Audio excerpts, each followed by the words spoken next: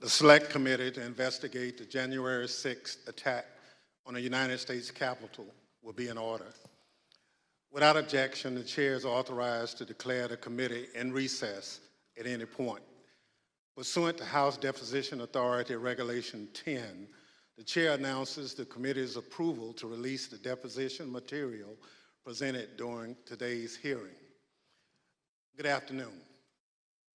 In our previous hearings, the Select Committee showed that then President Trump applied pressure at every level of government, from local election workers up to his own vice president, hoping public servants would give in to that pressure and help him steal an election he actually lost.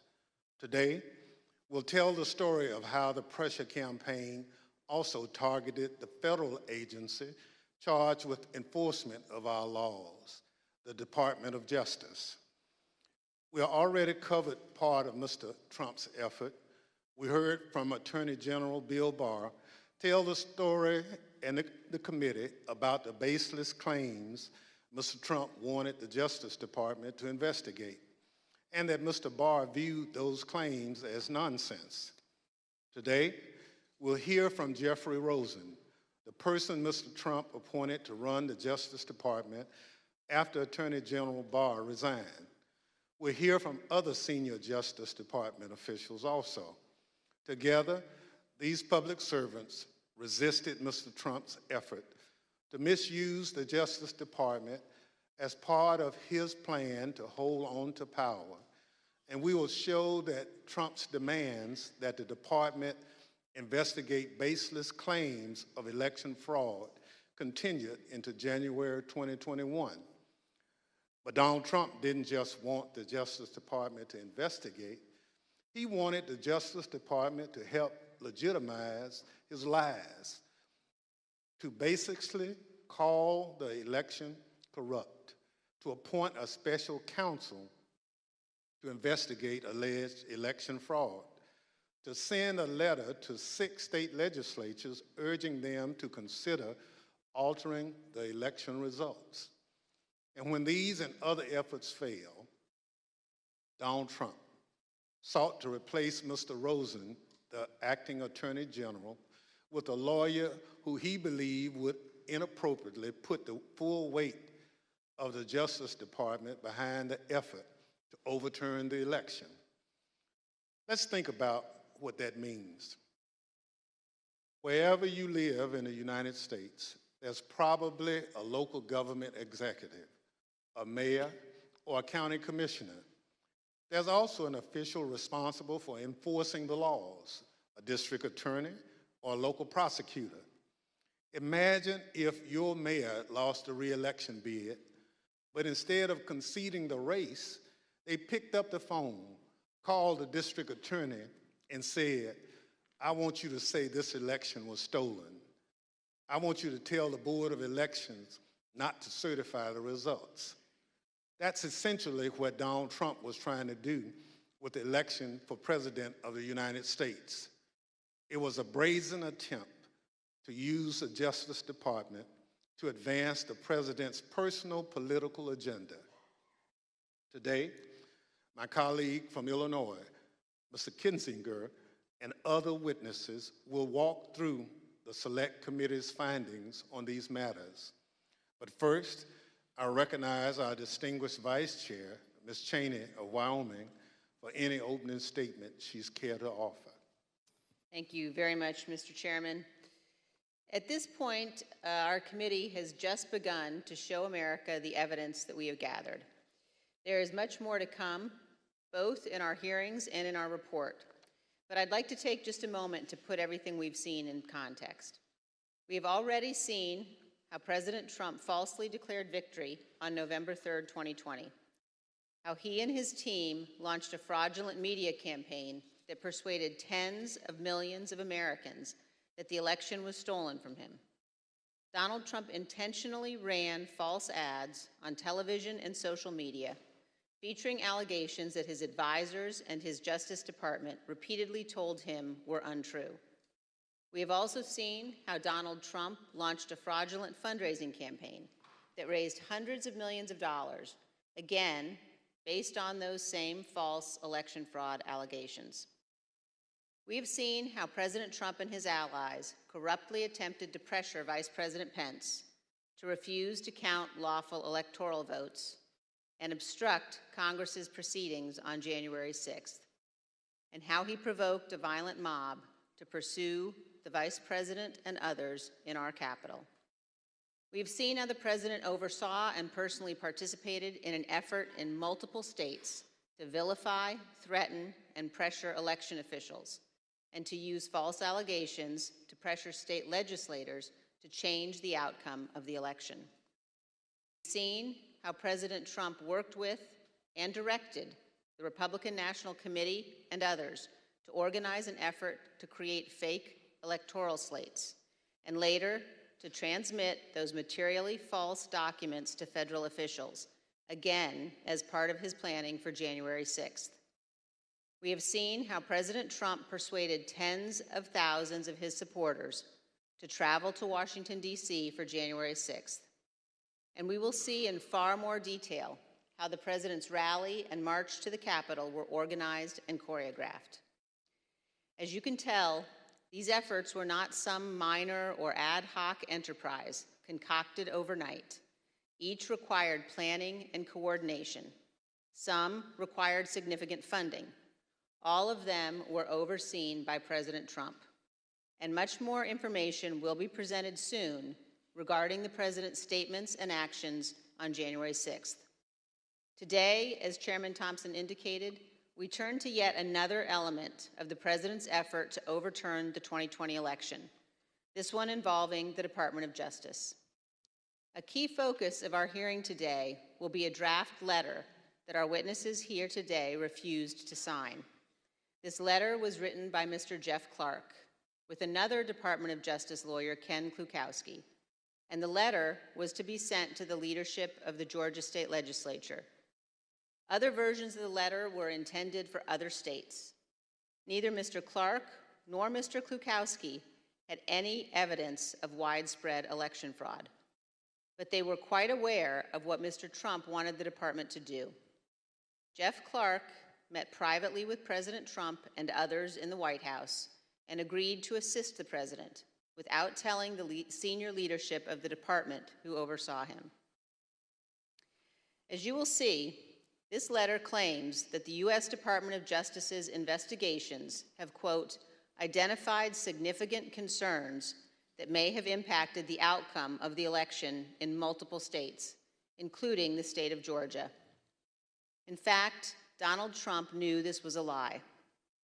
The Department of Justice had already informed the President of the United States repeatedly that its investigations had found no fraud sufficient to overturn the results of the 2020 election. The letter also said this, quote, in light of these developments, the department recommends that the Georgia General Assembly should convene in special session, end quote, and consider approving a new slate of electors. And it indicates that a separate, quote, fake slate of electors supporting Donald Trump has already been transmitted to Washington, D.C. For those of you who have been watching these hearings, the language of this draft Justice Department letter will sound very familiar. The text is similar to what we have seen from John Eastman and Rudy Giuliani, both of whom were coordinating with President Trump to overturn the 2020 election. When one of our witnesses today, Mr. Donoghue, first saw this draft letter, he wrote this, quote, this would be a grave step for the department to take, and it could have tremendous constitutional, political, and social ramifications for the country, end quote. This committee agrees. Had this letter been released on official Department of Justice letterhead, it would have falsely informed all Americans, including those who might be inclined to come to Washington on January 6th, that President Trump's election fraud allegations were likely very real. Here is another observation about this letter. Look at the signature line. It was written by Jeff Clark and Mr. Klukowski, not just for Clark's signature, but also for our witnesses today, Jeff Rosen and Richard Donoghue.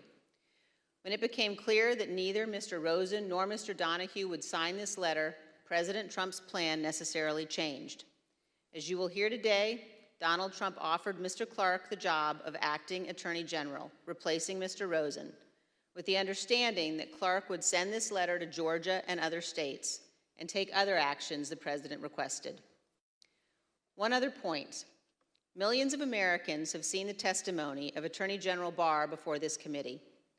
At one point in his deposition, the former Attorney General was asked why he authorized the Department of Justice to investigate fraud in the 2020 election at all. Why not just follow the regular course of action and let the investigations occur much later in time, after January 6th? Here's what he said. Felt the responsible thing to do was to be in a position to have a view as to whether or not there was fraud. And frankly, I think the fact that I put myself in the position that I could say that we had looked at this and didn't think there was fraud was really important to moving things forward. And I sort of shudder to think what the situation would have. The position of the department was, we're not even looking at this until after Biden's in office. I'm not sure we would have had a transition at all. I want to thank each of our witnesses before us today for your role in addressing and rebutting the false allegations of fraud at the root of January 6th. And thank you for standing up for the Constitution and for the rule of law. Of course, not all public officials behaved in the honorable way our witnesses did. At the close of today's hearing, we will see video testimony by 3 members of Donald Trump's White House staff. They will identify certain of the members of Congress who contacted the White House after January 6th to seek presidential pardons for their conduct. Thank you, Mr. Chairman. I yield back. Without objection, the chair recognizes the gentleman from Illinois, Mr. Kinzinger, for an opening statement. Thank you. Thank you, Mr. Chairman, and thank you to our witnesses for being here. I'd like to start with a personal story. So in May of 2009, I returned from service in Iraq, and I announced my intention to run for Congress. A big reason I decided to run for Congress was my motivation to ensure freedom and democracy were defended overseas. I remember making a commitment out loud a few times and in my heart repeatedly, even to today, that if we are going to ask Americans to be willing to die in service to our country, we as leaders must at least be willing to sacrifice our political careers when integrity and our oath requires it. After all, losing a job is nothing compared to losing your life. Within the halls of power, in the face of a president, that commitment can easily be forgotten. Presidential pressure can be really hard to resist. Today, we'll focus on a few officials who stood firm against President Trump's political pressure campaign. When the president tried to misuse the department and install a loyalist at its helm, these brave officials refused and threatened to resign. They were willing to sacrifice their careers for the good of our country. The Department of Justice is unique in the executive branch. The president oversees the Department of Justice, yet the president's personal or partisan interests must not shape or dictate the department's actions. The president cannot and must not use the department to serve his own personal interest, and he must not use its people to do his political bidding, especially when what he wants them to do is to subvert democracy. The president cannot pervert justice nor the law to maintain his power. Justice must, both in fact and law, be blind. That is critical to our whole system of self-governance. During this hearing, you'll hear time and time again about the president's request to investigate claims of widespread fraud. Our witnesses, Mr. Rosen, Mr. Donoghue, and Mr. Engel, stood firm in the face of overbearing political pressure because they understood that their oath was to the Constitution and not to the personal or political interests of the president. The president and his allies became keenly aware that with legal challenges exhausted and electoral votes certified, their only hope would be a last-ditch scheme to prevent Congress from certifying the win, thus throwing the entire system into constitutional chaos. The president wanted the department to sow doubt in the legitimacy of the election, to empower his followers and members of Congress to take action. If the department could just lend its credibility to the conspiracies, people would have the justification they needed to spread the big lie. So President Trump ultimately wanted the Department of Justice to say the election was, quote, corrupt, and, quote, leave the rest to me and the Republican congressmen. As you will hear today, the department's top leadership refused. Not surprisingly, President Trump didn't take no for an answer. He didn't accept it from Attorney General Barr, and he wouldn't accept it from Mr. Rosen either. So he looked for another Attorney General, his third in 2 weeks. He needed to find someone who was willing to ignore the facts. That is not the norm. Let's look at what attorneys general, Democrats and Republicans alike, have said about upholding their oath to the Constitution. Attorney General ultimately owes his loyalty to the integrity of the American people and to the fidelity to the Constitution and the legitimate laws of the country. That's what he's ultimately required to do. I will be an independent Attorney General. I will be the people's lawyer.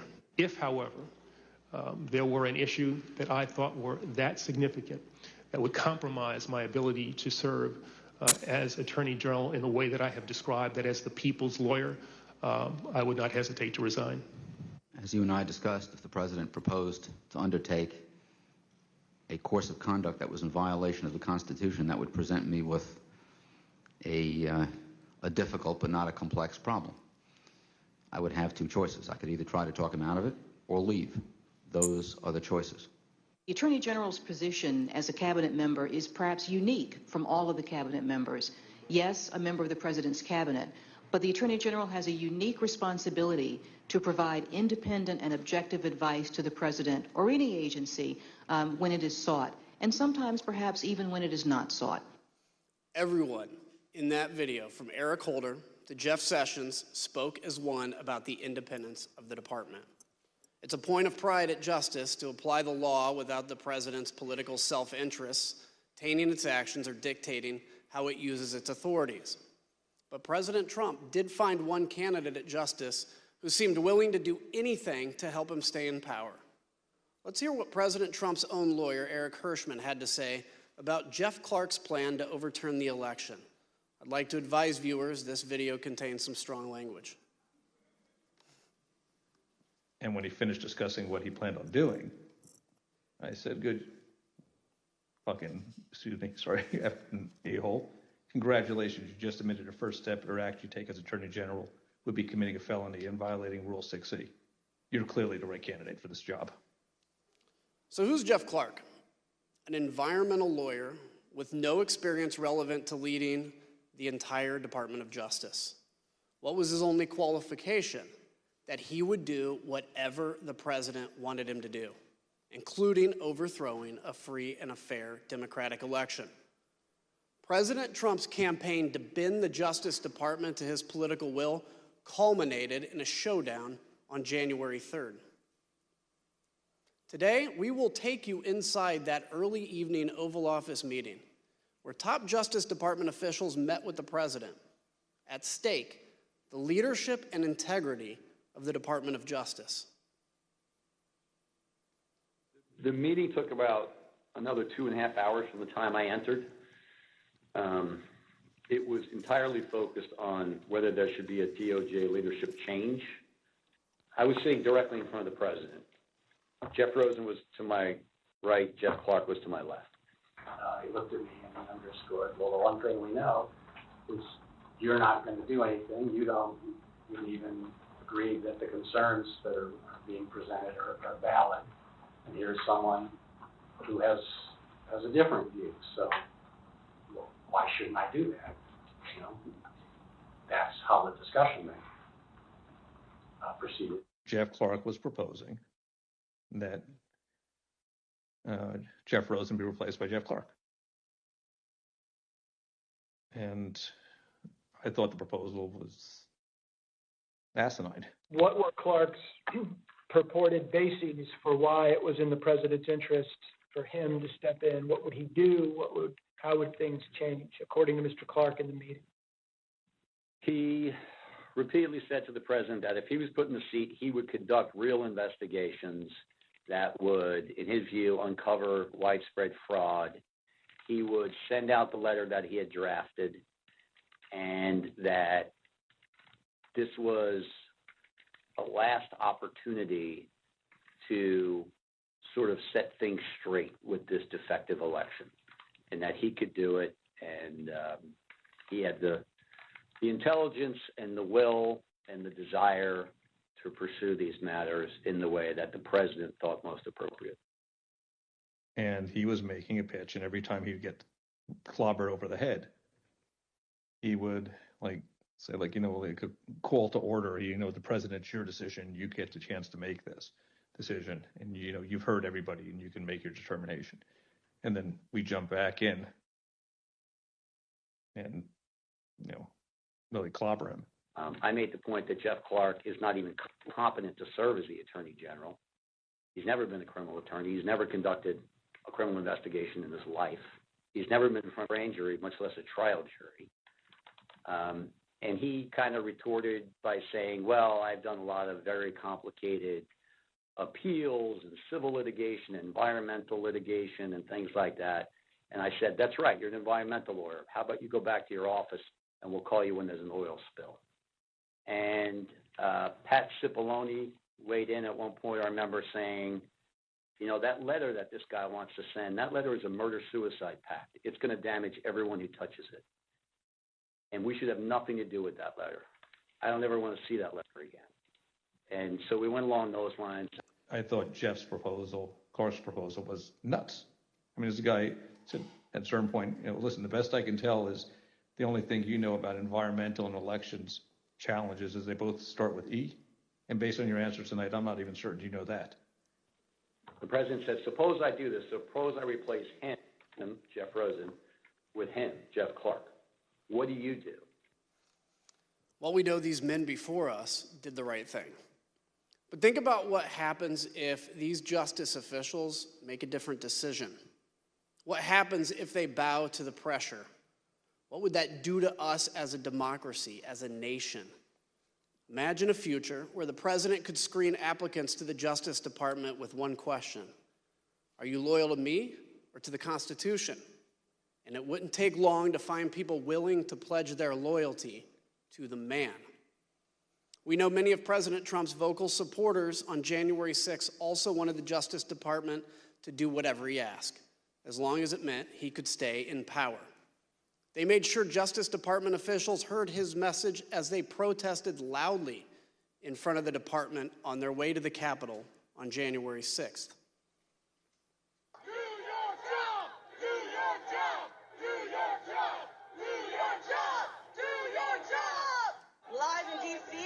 To the Capitol. We are at the Department of Justice right now telling these cowards to do their job. We're going to take the Capitol.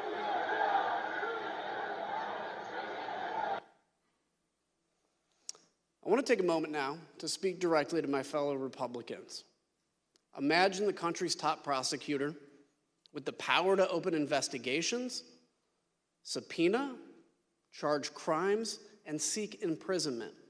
Imagine that official pursuing the agenda of the other party instead of that of the American people as a whole. And if you're a Democrat, imagine it the other way around. Today, President Trump's total disregard for the Constitution and his oath will be fully exposed. Now let's get this hearing underway so we can do our part to protect the freedoms that we often take for granted, so that we can see how close we came to losing it all. I now yield back to the chairman. We're joined today by three distinguished witnesses who each served in the Trump administration in the months preceding January 6th. Mr. Jeffrey Rosen served at the Department of Justice from May 2019 until January 2021. With President Trump's nomination and the confirmation of the United States Senate, he became the United States Deputy Attorney General. In December 2020, he took the mantle of Acting Attorney General. Mr. Richard Donoghue has served in the Department of Justice for over 14 years.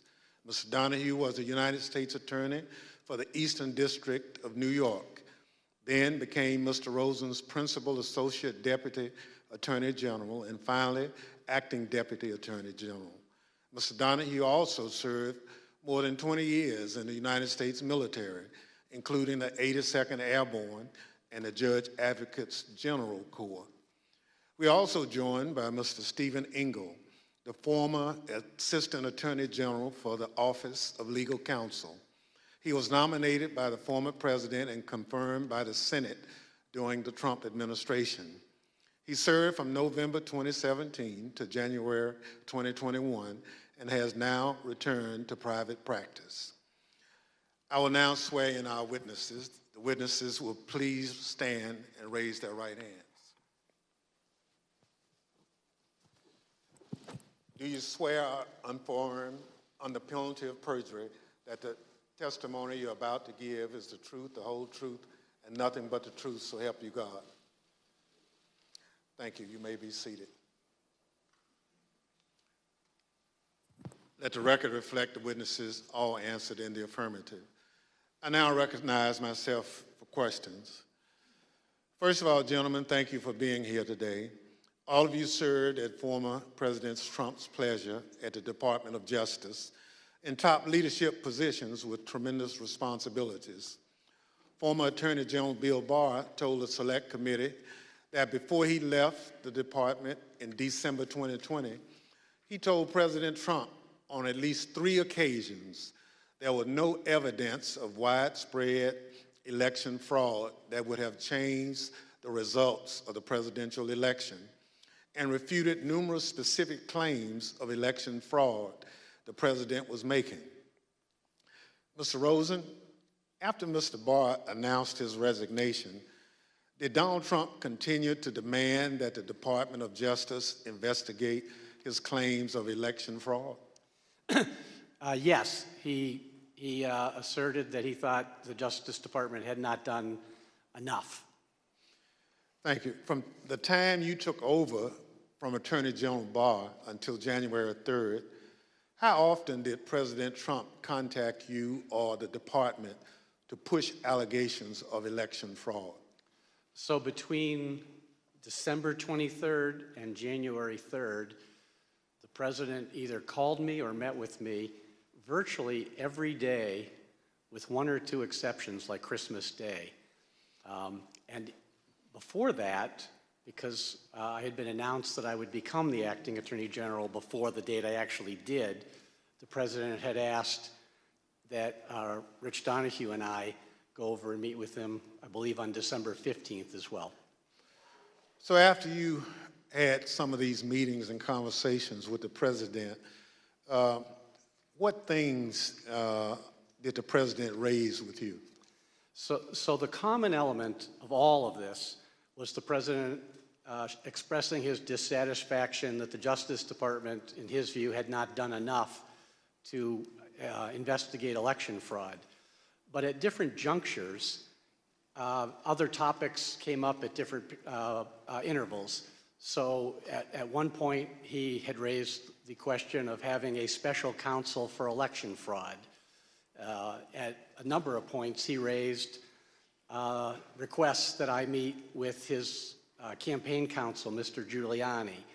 At one point, he raised the whether the Justice Department would file a lawsuit in the Supreme Court. At a couple of junctures, there were questions about making public statements or about holding a press conference.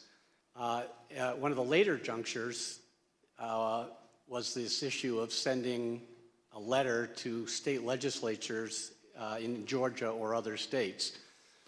And so there were different things raised at different parts of, or different intervals, with the common theme being his dissatisfaction about what the Justice Department had done to investigate election fraud.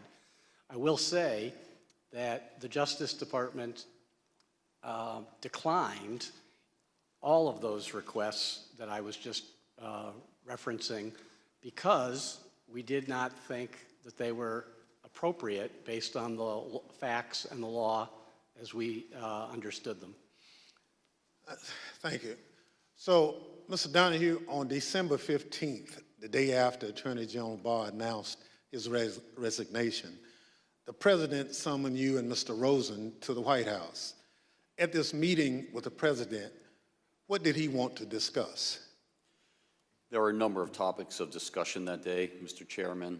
Much of the conversation focused on a report that had been recently released relating to Antrim County in Michigan.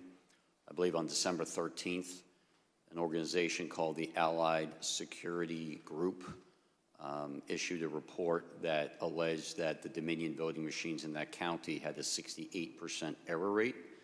The report was widely covered in the media. We were aware of it. We obtained a copy of it on the 14th of December, the day prior. We circulated to the U.S. attorneys in Michigan for their awareness, and we had a number of discussions internally, but the conversation with the President on that day, the 15th, was largely focused on that. And he was essentially saying, have you seen this report? He was adamant that the report must be accurate, that it proved that the election was defective, that he in fact won the election, and the department should be using that report to basically tell the American people that the results were not trustworthy.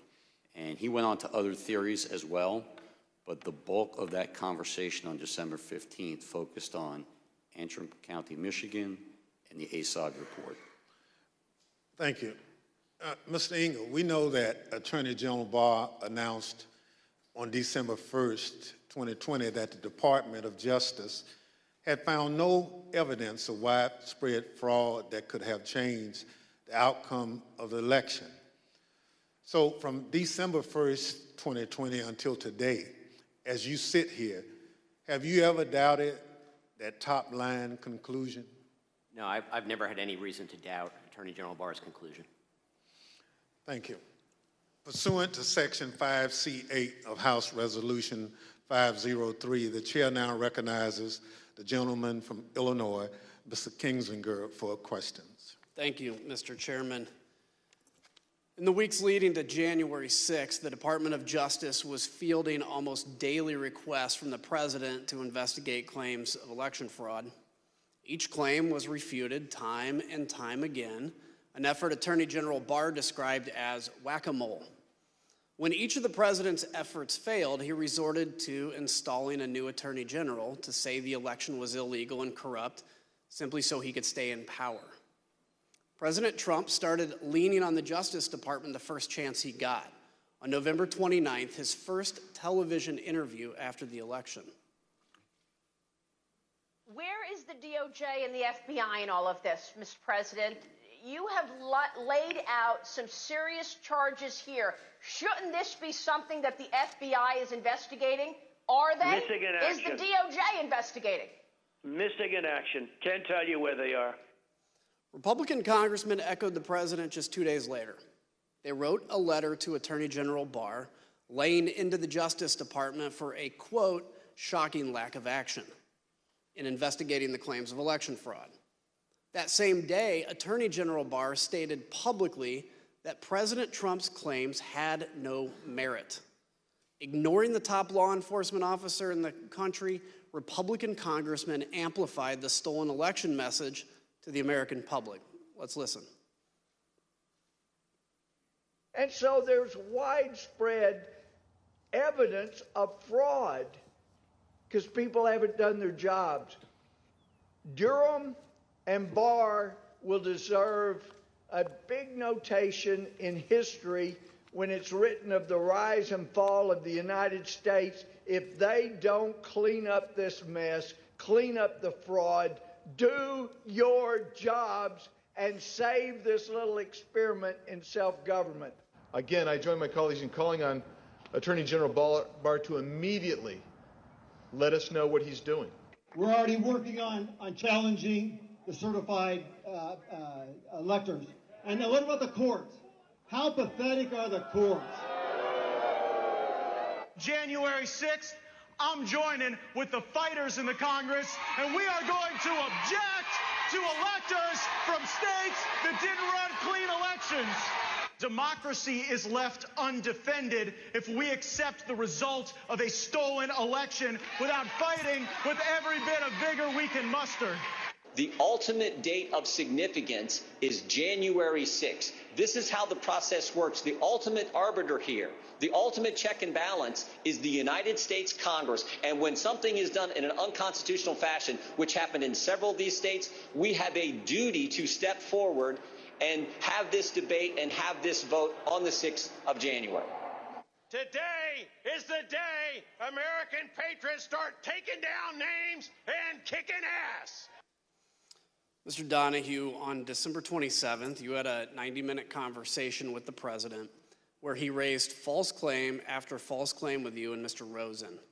How did you respond to what you called a, quote, stream of allegations?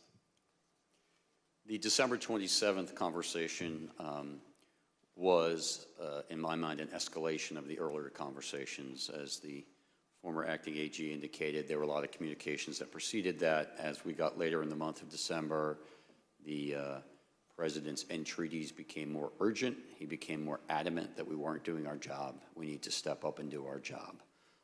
And he had this arsenal of allegations that he wanted to rely on. And so I felt in that conversation that was incumbent on me to make it very clear to the president what our investigations had revealed, and that we had concluded, based on actual investigations, actual witness interviews, actual reviews of documents, that these allegations simply had no merit. And I wanted to try to cut through the noise, because it was clear to us that there were a lot of people whispering in his ear, feeding him these conspiracy theories and allegations. And I felt that being very blunt in that conversation might help make it clear to the president these allegations were simply not true. And so as he went through them in what for me was a 90-minute conversation or so, and what for the former acting AG was a 2-hour conversation, as the president went through them, I went piece by piece to say, no, that's false, that is not true, and to correct him really in a serial fashion as he moved from one theory to another. Can you give me an example of one or two of those theories? So one that was very clear at that point was the Antrim County, the ASOG report that I mentioned earlier. The Allied Security Operations Group released this report that said 68% error rate. There was, in fact, in Antrim County, a hand recount. Had nothing to do with the department. The department did not request that. That was pursuant to litigation brought by other parties. But there was a hand recount. So they were able to compare the hand recount to what the machines had reported. And for the ballots that were actually counted by the machine, more than 15,000, there was one error, one ballot. And I did a quick calculation and came up with 0.0063% error rate, which is well within tolerance. And so I made it very clear to the president, because he was so fixated on the ASOG report in the December 15th conversation, that in fact, our investigation revealed that the error rate was 0.0063%. So that, Mr. President's example of what people are telling you that is not true, and that you cannot and should not be relying on. So that was one very explicit one, and I think you see that reflected in my notes. We went through a series of others.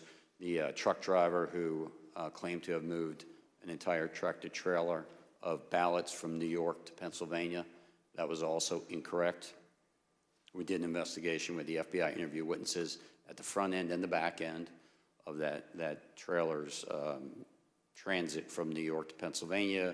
We looked at loading manifests. We interviewed witnesses, including, of course, the driver, and we knew it wasn't true. Whether the driver believed it or not was never clear to me, but it was just not true. So that was another one that I tried to educate the president on. There were a series of others, mostly in swing states. Of course, he wanted to talk a great deal about Georgia, the State Farm Arena video, which he believed, for various reasons, was, as he said it, fraud staring you right in the face. Were any of the allegations he brought up found credible? Did you find any of them credible? No. So during this conversation, did you take handwritten notes directly quoting the president? I did, and to make it clear, Attorney General Rosen called me on my government cell phone, said he'd been on the phone with the president for some time. The president had a lot of these allegations. I was better versed in what the department had done just because I had closer contact with the investigations, and The AG asked me to get on the call. Of course, I agreed. And I began taking notes only because at the outset the president made an allegation I had not heard. I'd heard many of these things. I knew many of them were investigated. But when the president, at least when I came to the conversation, when he began speaking, he brought up an allegation I was completely unaware of. And of course that concerned us. So I simply reached out and grabbed a notepad off my wife's nightstand and a pen, and I started jotting it down. That had to do with an allegation that more than 200,000 votes were certified in the state of Pennsylvania that were not actually cast. Sometimes the president would say it was 205, sometimes he would say it was 250, but I'd not heard this before, and I wanted to get the allegation down clearly so that we could look into it if appropriate, and that's why I started taking those notes, and then as the conversation continued, I just continued to take the notes. Let's take a look at the notes, if we could right now. As we can see on the screen, you actually quote President Trump asking, "Where's DOJ?" just like we heard him say in his first television interview. How did you respond to that? So both the acting AG and I tried to explain to the president on this occasion and on several other occasions that the Justice Department has a very important, very specific, but very limited role in these elections. States run their elections. We are not quality control for the states. We are obviously interested in and have a mission that relates to criminal conduct in federal elections. We also have related civil rights responsibilities, so we do have an important role. But the bottom line was, if a state ran their election in such a way that it was defective, that is to the state or Congress to correct. It is not for the Justice Department to step in. And I certainly understood the president as a layman, not understanding why the Justice Department didn't have at least a civil role to step in and bring suit on behalf of the American people. We tried to explain that to him. The American people do not constitute the client for the United States Justice Department. The one and only client of the United States Justice Department is the United States government. And the United States government does not have standing, as we were repeatedly told by our internal teams, OLC led by Steve Engel, as well as the Office of the Solicitor General, researched it and gave us thorough, clear opinions that we simply did not have standing. And we tried to explain that to the president on numerous occasions. Let's take a look at another one of your notes. You also noted that Mr. Rosen said to Mr. Trump, quote, "DOJ can't and won't snap its fingers and change the outcome of the election." How did the president respond to that, sir? He responded very quickly and said, essentially, that's not what I'm asking you to do. What I'm just asking you to do is just say it was corrupt and leave the rest to me and the Republican congressman. So let's now put up the notes where you quote the president. As you're speaking to that, he said, the president said, "Just say the election was corrupt and leave the rest to me and the Republican congressman." So, Mr. Donoghue, that's a direct quote from President Trump, correct? That's an exact quote from the president, yes. The next note shows that even that the president kept pressing. Even though he'd been told that there was no evidence of fraud, did the president keep saying that the department was, quote, "obligated to tell people that this was an illegal, corrupt election"? That's also an exact quote from the president, yes. Let me just be clear. Did the department find any evidence to conclude that there was anything illegal or corrupt about the 2020 election? There were isolated instances of fraud. None of them came close to calling into question the outcome of the election in any individual state. And how would you describe the president's demeanor during that call? He was more agitated than he was on December 15th. The president, throughout all of these meetings and telephone conversations, was adamant that he had won and that we were not doing our job. But it did escalate over time until ultimately the meeting on January 3rd, which was sort of the most extreme of the meetings and conversations. So I want to make sure we don't gloss this over. Just say it was corrupt and leave the rest to us. The president wanted the top Justice Department officials to declare that the election was corrupt, even though, as he knew, there was absolutely no evidence to support that statement. The president didn't care about actually investigating the facts. He just wanted the Department of Justice to put its stamp of approval on the lies. Who was going to help him? Well, Jeff Clark. Mr. Rosen, on Christmas Eve, your first official day as the acting attorney general, President Trump called you. What did he want to talk about? The same things he was talking about publicly. He wanted to talk about that he thought the election had been stolen or was corrupt, and that there was widespread fraud. And I had told him that our reviews had not shown that to be the case. So we had an extended discussion, probably 15, maybe 20 minutes, something like that, with him urging that the Department of Justice should be doing more with regard to election fraud. Did he mention Jeff Clark's name? Yes. It was just in passing. He made what I regarded as a peculiar reference. I don't remember the exact quote, but it was something about, did I know Jeff Clark, or did I know who he was, or something like that. And I told him I did, and then the conversation just moved on.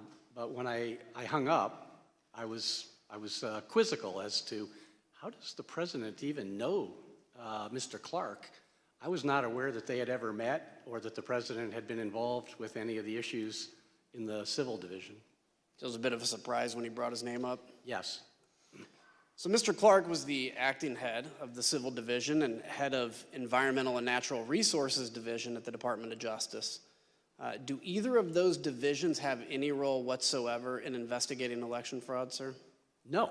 And to my awareness, Jeff Clark had had no prior involvement of any kind with regard to the work that the department was doing that Attorney General Barr has talked about to this committee.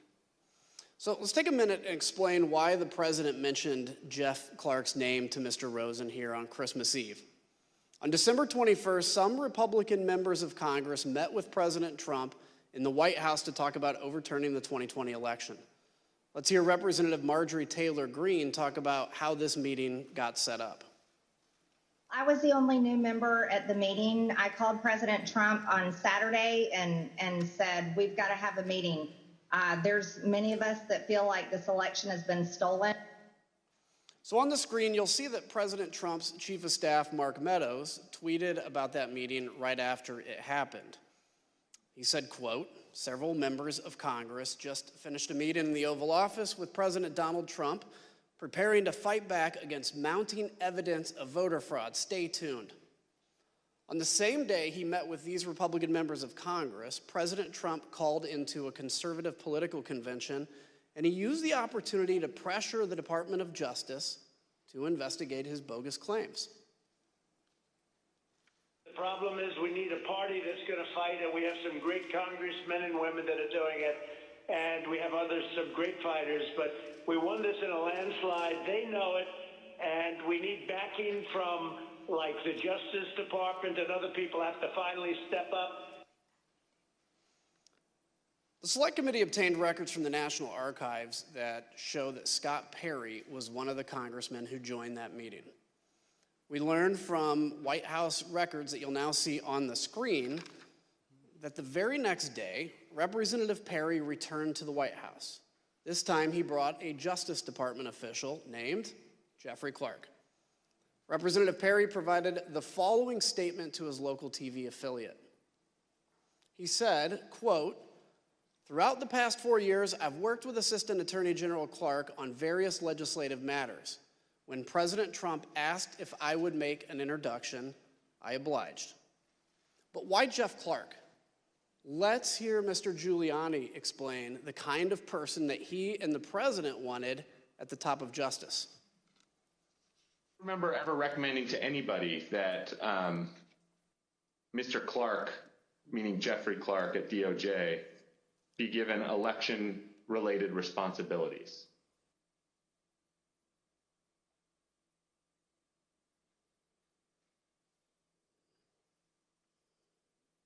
You mean beyond the president?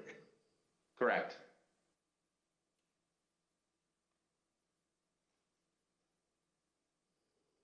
Well, beyond the president, I do recall saying to people that somebody should be put in charge of the Justice Department who isn't frightened of what's going to be done to their reputation. Because the Justice Department was filled with people like that. Should put somebody that's not frightened of what's going to be done to their reputation. Mr. Donoghue, when you told the president that you wouldn't pursue baseless claims of fraud, was it because you were worried about your reputation? No, not at all. Mr. Clark's name was also mentioned in the White House in late December and early January as described by a top aide to Mark Meadows, Cassidy Hutchinson. Was it your understanding that Representative Perry was pushing for a specific person to take over the department? He wanted Mr. Jeff Clark to take over the Department of Justice. Mr. Rosen, after your call with President Trump on December 24th, you spoke with Mr. Clark on December 26th about his contact with the president. Can you tell us about that conversation? Yes. Because I had been quizzical about why his name had come up, I called him and I tried to explore if he would share if there was something I ought to know.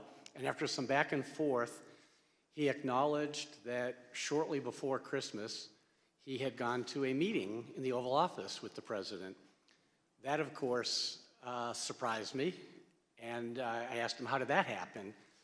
And he was defensive. He said it had been unplanned, that he had been talking to someone he referred to as General Perry, but I believe is Congressman Perry, and that unbeknownst to him, he was asked to go to a meeting and he didn't know it, but it turned out it was at the Oval. He found himself at the Oval Office, and he was apologetic for that. And I said, well, you didn't tell me about it. It wasn't authorized, and you didn't even tell me after the fact. You know, this is not appropriate. But he was contrite and said it had been inadvertent and it would not happen again, and that if anyone asked him to go to such a meeting, he would notify Rich Donoghue and me. Is there a policy that governs who can have contact directly with the White House? Yes.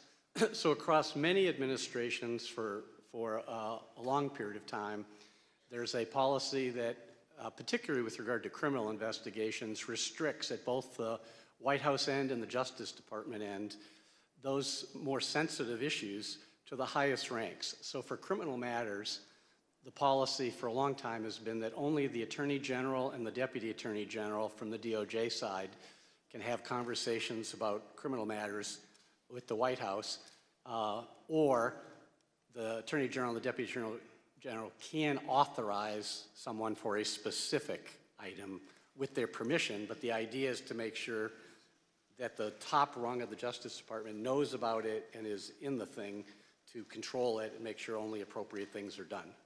Mr. Engel, from your perspective, why is it important to have a policy like Mr. Rosen just discussed? Well, it's critical that the Department of Justice conducts its criminal investigations free from either the reality or any appearance of political interference. And so people can get in trouble if people at the White House are speaking with people at the department, and that's why the purpose of these policies is to keep these communications as infrequent and at the highest levels as possible, just to make sure that people who are less careful about it, who don't really understand these implications, such as Mr. Clark, don't run afoul of those contact policies. Thank you. So the Select Committee conducted an informal interview with the White House counsel, Pat Cipollone, and his deputy, Pat Philbin, about their contact with Mr. Clark, though neither has yet agreed to sit for transcribed and videotaped interviews. But Pat Cipollone told the Select Committee that he intervened when he heard Mr. Clark was meeting with the president about legal matters without his knowledge, which was strictly against White House policy. Mr. Cipollone and Mr. Philbin, like Mr. Rosen, told Mr. Clark to stand down, and he didn't. On the same day, Acting Attorney General Rosen told Mr. Clark to stop talking to the White House. Representative Perry was urging Chief of Staff Mark Meadows to elevate Clark within the Department of Justice. You can now see on the screen behind me a series of texts between Representative Perry and Mr. Meadows. They show that Representative Perry requested that Mr. Clark be elevated within the department. Representative Perry tells Mr. Meadows on December 26th that, quote, "Mark, just checking in as time continues to count down. 11 days to January 6th and 25 days to inauguration. We've got to get going. Representative Perry followed up and says, quote, Mark, you should call Jeff. I just got off the phone with him, and he explained to me why the principal deputy won't work, especially with the FBI. They will view it as not having the authority to enforce what needs to be done. Mr. Meadows responds with, I got it. I think I understand. Let me work on the deputy position. Representative Perry then texts, Roger, just sent you something on Signal. Just sent you an updated file. Did you call Jeff Clark? Mr. Donoghue, Representative Perry called you the next day on December 27th. Who told him to call you?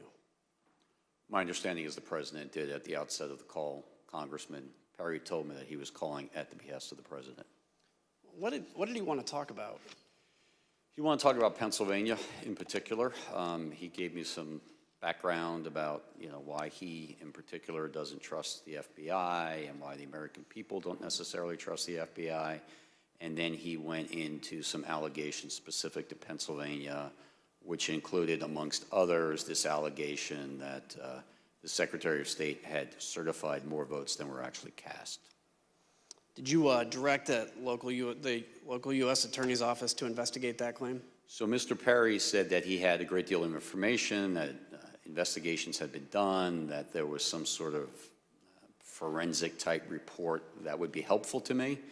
And I didn't know Congressman Perry. I'd never heard of him before this conversation, but I said, sir, if you've got something that you think is relevant to what the Justice Department's mission is, you should feel free to send it to me.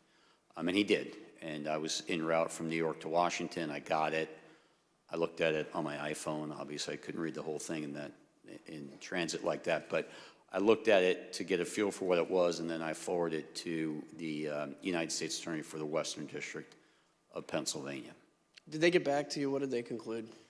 Scott Brady looked at it. He was the Western District of Pennsylvania U.S. Attorney. Took him a couple days, but he got back in relatively short order with a pretty clear explanation for why there was no foundation for concern. The Secretary of State had not certified more votes than were actually cast. The difference between the 5.25 that was actually certified by the Secretary of State and the 5 million that was on a public-facing website was that the information on the website was incomplete because 4 counties had not uploaded their data. So no credibility to that. There was claim. Zero to that, right. During that call, did Scott Perry mention Mr. Clark, and what did he say about him, if so? He did. He mentioned Mr. Clark. He said something to the effect of, I think Jeff Clark is great, and I think he's the kind of guy who could get in there and do something about this stuff. And this was coming on the heels of the president having mentioned Mr. Clark in the afternoon call earlier that day. I'd like to yield to the gentlewoman from Wyoming, Vice Chair Cheney. Thank you very much, Mr. Kinzinger. I thank the gentleman for yielding. As we discussed earlier, at the center of Mr. Clark's plan to undo President Trump's election loss was a letter. Mr. Donoghue, on December 28th, Mr. Clark emailed you and Mr. Rosen a draft letter that he wanted you to sign and send to Georgia state officials. You testified that this could have, quote, grave constitutional consequences. Mr. Donoghue, can you tell us what you meant by that? Well, I had to read both the email and the attached letter twice to make sure I really understood what he was proposing because it was so extreme to me. I had a hard time getting my head around it initially. But I read it and I did understand it for what he intended, and I had to sit down and sort of compose what I thought was an appropriate response. I actually initially went next door to the acting AG's office, but he was not there. We were both on that email. I knew we would both have probably a very similar reaction to it. He was not in his office, so I returned to my office and I sat down to draft a response because I thought it was very important to give a prompt response rejecting this out of hand. There were, in my response, I explained a number of reasons this is not the department's role to suggest or dictate to state legislatures how they should select their electors. But more importantly, this was not based on fact. This was actually contrary to the facts as developed by department investigations over the last several weeks and months. So I responded to that, and for the department to insert itself into the political process this way, I think would have had grave consequences for the country. It may very well have spiraled us into a constitutional crisis, and I wanted to make sure that he understood the gravity of the situation because he didn't seem to really appreciate it. And what was Mr. Clark's reaction when you sent this email to him? He didn't respond directly to the email, but we met shortly after that. After I sent the email, the acting AG returned. I went to his office. He had just read it. He had a very similar reaction to me. He was exasperated, and he told me that he had told one of his administrative assistants to get Jeff Clark up here. We want to talk to him face-to-face about this. And so the three of us then had a meeting, probably around 1800 that night, in the Deputy Attorney General's conference room. And one of the things that you said to Mr. Clark is, quote, "What you are doing is nothing less than the United States Justice Department meddling in the outcome of a presidential election." And I assume you conveyed that to him as well in your meeting that evening? Yes, in those very words. It was a very contentious meeting, but yes, that was said amongst other things. And despite this contentious meeting and your strong reaction to the letter, did Mr. Clark continue to push his concept in the coming days? He did, yes. We had subsequent meetings and conversations. The acting AG probably had more contact with him than I did, but between the 28th and the 2nd, when we had another in-person meeting, he clearly continued to move down this path. He began calling witnesses and apparently conducting investigations of his own. He got a briefing from DNI about purported foreign intelligence interference. And we thought perhaps once it was explained to him that there was no basis for that part of his concern, that he would retreat. But instead he doubled down and said, well, okay, so there's no foreign interference. I still think there are enough allegations out there that we should go ahead and send this letter, which shocked me even more than the initial one, because you would think after a couple days of looking at this, he, like we, would have come to the same conclusion that it was completely unfounded. And when you learned that he had been calling witnesses and conducting investigations on his own, did you confront him? Yes. And what was his reaction?